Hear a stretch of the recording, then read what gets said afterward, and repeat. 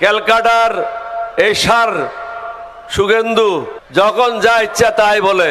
আমরা তো বলি না ত্রিপুরা নিয়ে নেব, ত্রিপুরা তো নিয়ে নেওয়া আমাদের জন্য সহজ। আমরা তো বলি না আসাম নিয়ে নেব, আমরা তো বলছি না মেঘালয় নিয়ে নেব। আমরা বলি আমাদের ভূখণ্ডে আমরা শান্তিতে থাকতে চাই। তোমরা তোমাদের ঘরে থাকো, আমরা আমাদের ঘরে থাকি। আমরা যারা আল্লাহ আল্লাহ রসুলের নির্দেশিত পথে চলি, আমরা কখনো অন্য ধর্মের লোকের উপর নির্যাতন করতে পারি না। আমরা কখনো অন্য ধর্মের লোককে অসম্মান করতে পারি না। আমরা চেয়েছিলাম সকলের জন্য একটা সুন্দর বাংলাদেশ গঠন করার জন্য। নিশ্চয়ই কোনো কারণ আছে, আল্লাহ রব্বুল আলামিন কবুল করে নাই। হয়তো আরো রক্ত দিতে হবে, আরো কফারা দিতে হবে জাতিকে। কারণ জাতি চায় সুন্দর বাংলাদেশ, কিন্তু ভোট দেয় অশিক্ষিত লোককে। তো কিভাবে সুন্দর বাংলাদেশ পাবেন? এই জিনিসগুলি আমাদেরকে সুন্দরভাবে চিন্তা করতে হবে। ভালো লোকদেরকে ভোট দিতে হবে, উপযুক্ত লোকদেরকে বেছে নিতে হবে, দেশপ্রেমিক লোকদেরকে নির্বাচিত করতে হবে। তাহলেই তো এই দেশ সুফল পাবে। যদি শুভেন্দু মনে করে রংপুর নিয়ে যাবে, আমরা তো বলে দেব তোমার ক্যালকাটা নিয়ে যাব। তুমি কি মনে করেছো? ভারতের স্বাধীনতার জন্য লড়াই করেছিল মুসলমানেরা।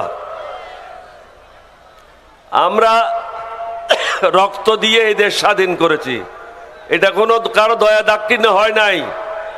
তোমরা চেয়েছিলে পাকিস্তানকে দ্বিখণ্ডিত করতে, আমরা চেয়েছিলাম স্বাধীনতা। তোমরা আমাদের সব কলকারখানার যন্ত্রপাতি তোমরা চুরি করে নিয়ে গেছো। আমাদের পাকিস্তানের যে প্রায় 1 লক্ষাধিক সৈন্য ছিল, তাদের গোলা বারুদগুলি তোমরা চুরি করে নিয়ে গেছো। তাহলে কিভাবে তোমরা বলতে পারো তোমরা বাংলাদেশের স্বাধীনতা দিয়েছো? তোমরা তো লুটপাট করার জন্য আসছিলা। তোমরা তো আমাদের দেশ থেকে জিনিস চুরি করার জন্য আসছিলা। তোমরা তো স্বাধীনতার জন্য আসো নাই। মুক্তিযুদ্ধরাই যুদ্ধ করেছিল, তোমরা আসছিলা মাল কামানোর জন্য। আপনাদেরকে অনুরোধ করব, দেশকে যদি সঠিক পথে নিতে চান, আরো কোরবানি দেওয়ার জন্য প্রস্তুত হতে হবে। এখন দেশ ঠিক পথে নাই, মানবতা নাই, নীতি নৈতিকতা নাই। এটা একটা ভারত প্রতিবেশী দেশ হিসেবে অত্যন্ত সুপরিকল্পিতভাবে নীতি নৈতিকতা এবং সুশাসন ধ্বংস করে দিয়েছে। একটা জাতিকে যদি ধ্বংস করতে হয়, তার ধর্মকে ধ্বংস করতে হবে, নীতি নৈতিকতাকে ধ্বংস করতে হবে, জাতিকে দুর্নীতিগ্রস্ত করতে হবে। হাসিনা অত্যন্ত সুন্দরভাবে সবাইকে দুর্নীতিগ্রস্ত করেছিল। অত্যন্ত অহংকারের সাথে বলেছিল, আমার পিয়নেরও 400 কোটি টাকা আছে, এবং সে হেলিকপ্টারে চড়ে বেড়ায়। তুমি একজন প্রধানমন্ত্রী হইয়া এটা কিভাবে বলো? তাহলে তুমি নিজে চুরি করার জন্য সুযোগ দিয়েছো, নিজেও চুরি করেছো, সবাইকে চুরি করার জন্য সুযোগ দিয়েছো। আজকে বিশেষ করে আমরা আপনাদের কাছে কেন আসলাম?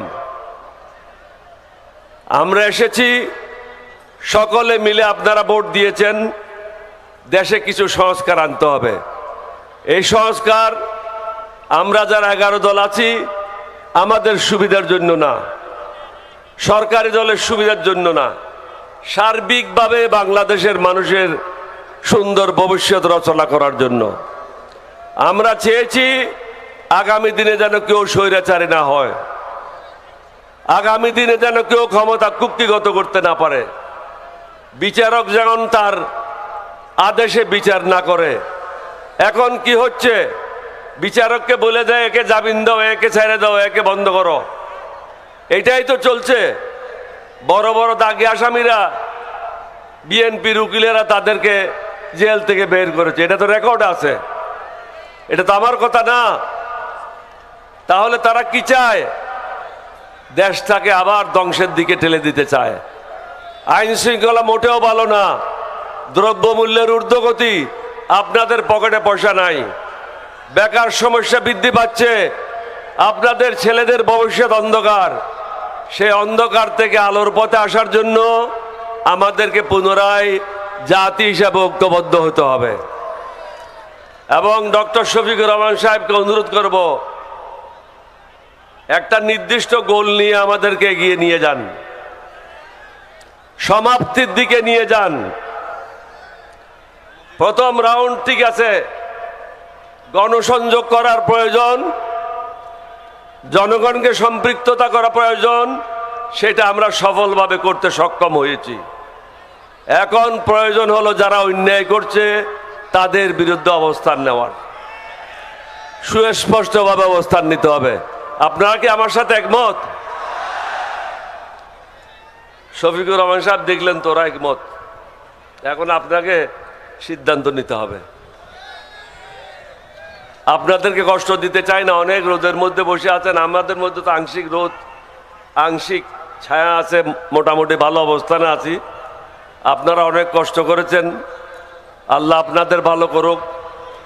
আমাদের জন্য দোয়া করবেন, আমরাও দোয়া করব, সবাই মিলে যেন একটা সুন্দর বাংলাদেশ গঠন করতে পারি, সেটার জন্য আল্লাহর কাছে দোয়া করবেন। এটা একটা বিশেষ মাস, মুসলমানদের জন্য প্রথম মাস। আমাদের জন্য কিন্তু জানুয়ারি প্রথম মাস না, আমাদের জন্য বৈশাখ মাস প্রথম মাস না। একটা হলো ইংরেজদের আর একটা হলো মুঘলদের। মুসলমানদের জন্য হলো মহরম। আমরা এই মহরম মাসে প্রবেশ করেছি, সুতরাং এখানে আপনাকে নতুন উদ্যমে মুভমেন্ট শুরু করতে হবে। যদি সংস্কার এমনি না মানে, জোর করে মানায় নিতে হবে।